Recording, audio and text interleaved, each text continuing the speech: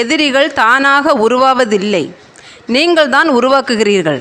உங்களிடம் வருபவர்களை நல்லவர்கள் என்று நினைத்து உங்களை பற்றிய நல்லது கெட்டது அனைத்தையும் ஒன்று விடாமல் அவர்களிடம் கூறிவிடுகிறீர்கள்.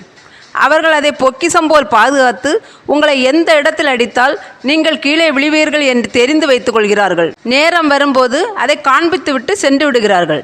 நீங்கள் முதலில் எல்லோரும் உங்களைப் போல்தான் இருப்பார்கள் என்று எண்ணுவதை நிறுத்துங்கள்.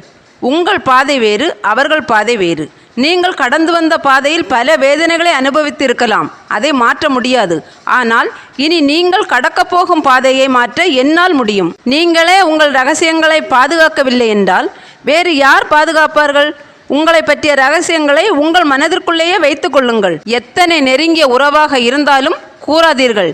நீங்கள் அதிகமாக நம்பிக்கை வைத்த நெருங்கிய உறவுகள்தான் பின்னாளில் உங்கள் முதுகில் குத்துவார்கள். அவர்களிடம் கூறினால் மனம் அமைதியடையும், ஆறுதல் கிடைக்கும் என்று நினைக்கிறீர்கள்.